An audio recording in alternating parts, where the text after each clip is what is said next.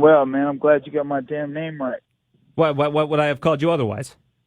Mike Platinum Perry. A lot of people like to Oh, do it's that Platinum one. Mike. Come on. Platinum comes first, man. So where's Platinum come from? Oh man, my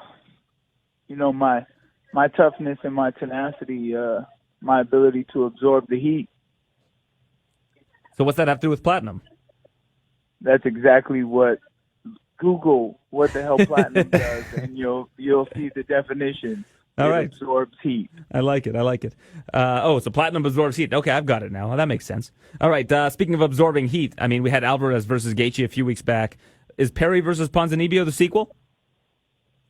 Absolutely not, because, well, I don't think me or Ponzinibbio plan on standing there and getting hit that much.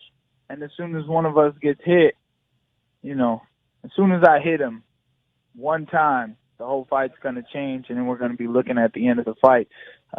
Did that fight go 3 rounds? Yeah, it went almost. It got finished in the third round. Yeah, we're probably looking at first round finish on my end here. Well, apparently Darren Till's going to be there in Winnipeg. You were at his last fight in Poland. Is that the fight that both of you guys want next? Do you feel like a win over Ponzinibbio lines that fight up? Absolutely. I was just talking about, UFC Orlando is before any of the UFC Londons, and maybe he'd come to my hometown and get this work. I would love to fight for my crowd. I'm sure the same as he would love to fight for his. And he didn't want to wait before, so why would he want to wait till like March to fight then, so we could fight in February right at the Amway Center in Orlando? I'd love to make that happen. You're going to have to confirm with me, but Orlando right now is warmer than where you are. Is that correct? Yes, it is. It's a lot warmer, but it's all right. We came prepared. I got some nice coats, and plus it's really cool. You can walk around Winnipeg through the city skywalk that's all like heated. You can just walk around in a t-shirt and see the city and get to where you need to go without even going outside. Have you been outside? Is it colder than you expected? Yeah. I didn't know it was going to be kind of painful. Yeah, it's pretty cold. Out and your face hurts. It's actually a nicer, like the weather this week. I looked it up. Is actually nicer than it usually is. It's actually unseasonably warm. Yeah, that's what I heard. They're like, "Oh, this is nothing." But I mean, I'm from Flint, Michigan, so I was born and bred in the cold. But it's been a long time. I've been in Florida for a while, so it kind of it's cold when you breathe in and your nostrils freeze. Are the nostrils freezing out there or what? I like to breathe in deep through my mouth. It's like you can taste the air. It's kind of good. I got a question for you. A lot of guys have been talking. I've heard you're trying to take a more technical approach to your fighting. What does that mean for you? You just want to avoid those banging fights, or? No, it's not that. It's because I love a good fight. You know what I mean? Like the Danny Roberts fight that we had. And the thing is that, my opponent is a very powerful opponent. And, both of us on either end, we're looking at once them first shots start landing, the other guy, reacting to it the way we want, which would be him running away. But I'm not going to back up, man. I do plan to go in the center and cut some angles and hold the center of the octagon, and if he comes forward, finish the job. But, man, I kind of lost my train of thought here. This weight cut's eating my brain. How much do you cut?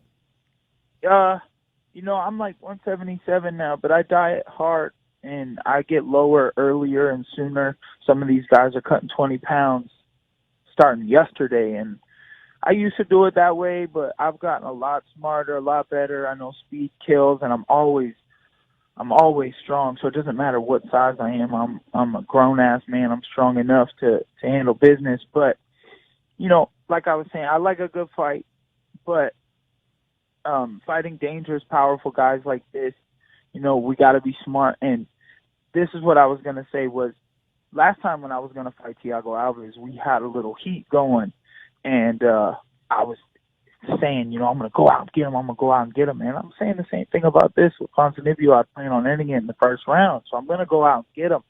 But at the same time, last time in Pittsburgh, when it switched opponents, and it was a 3-day notice opponent in Alex Reyes, not knowing anything about him, I felt that I had the opportunity to be more patient.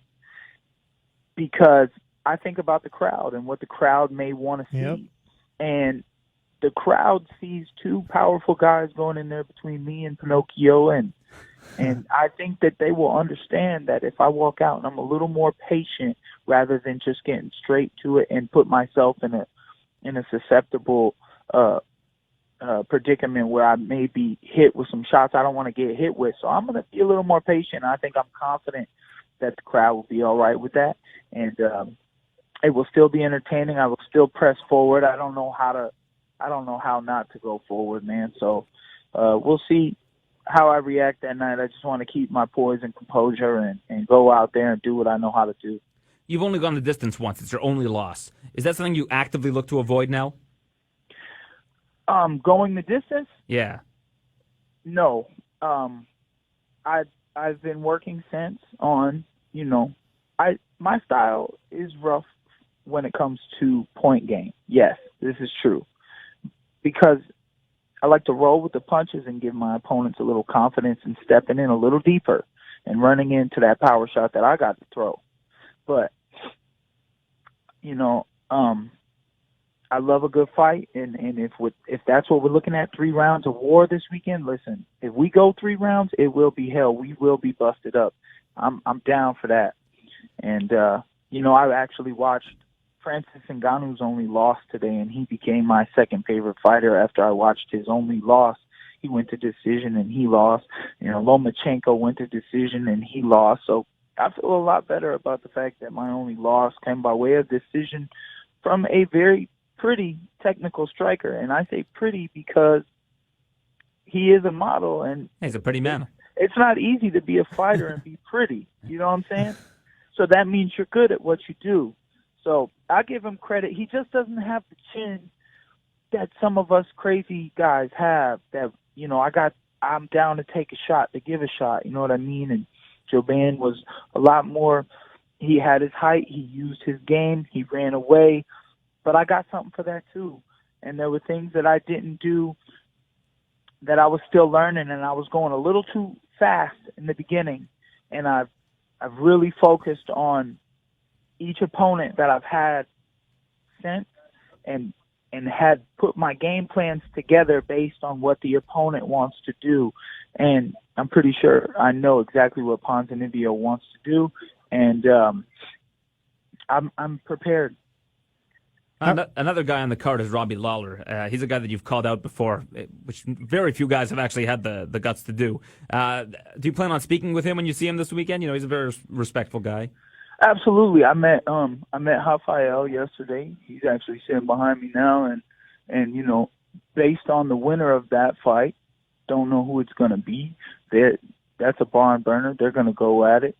Of course, I have respect for these guys and what they do, but once our names are on the contract, it's kill or be killed. It's us or them, So, but I look forward to watching them go at it, and when I see Robbie, I'm not fighting him this time. Don't know how he's going to react to the fact that I called him out.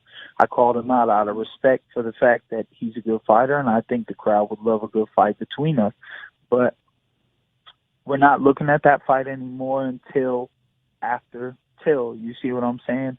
And I'm not looking at Till until after Ponzinibbio. So one goal at a time. I'm definitely not afraid to think about the future and talk about the future.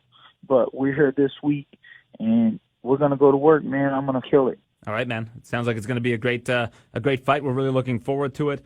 So with a win over Ponzinibbio, do you expect to get right into Till's face, just like last time, except you'll be in the cage this time? Absolutely. Bring him in the cage, man. 2-for-1 special that night. If I get that first round KO, bring him on in. Well, Joe he thinks he's big. Joe calls glory fight, so he's used to seeing two guys fight twice in one night. Oh yeah, we always have a four-man tournament on every show, which is crazy. I fought once in Japan on it. It hurts, man, but it's fun.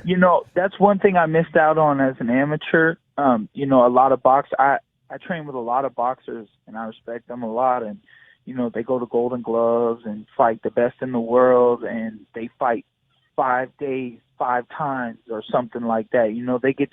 They get that opportunity to practice that much, and you gain so much experience to fight more than once in a weekend. And the closest I got to that as an amateur was I fought twice in 2 weeks. One weekend and then the next weekend, and I never had that opportunity. Phil Wonderful did it in Bellator. He fought twice, and King Mo couldn't even make it, but he fought that second guy, and he won 2 fights in one night, man. And I thought about me and Kamaru Usman back at the Pittsburgh card. We both had a great first-round knockout. We were both not a scratch on us. I bet he would have loved to sign a contract in the back, and we get in there and fight a second time that night. But the problem with that is you don't get to promote that. Yeah, fans don't get to buy tickets for that. You'd have to kick everybody out of the stadium and then make them buy a ticket to get back in. It's another guy nobody seems to want to fight, Kamaru Usman. He apparently, I don't know, is he still fighting? No, I think the fight with Mick might be off. It's not confirmed yet, but it looks like it's going that way. It seems he didn't want to fight him. A lot of these guys say they want to fight everybody, but then, look at Kelvin Gastelum. He turned down the fight with Yoel Romero. Yeah, and he's saying that Whitaker turned down the fight with him, so who knows what's going on with that situation. Everybody's saying they're turning down fights. Who knows what's actually happening? And if there's a contract in front of them, that's when I guess they've turned it down, right? I guess it's a numbers game. Maybe they're playing numbers. Maybe they're like, oh, if I'm going to fight this guy, you need to pay me more.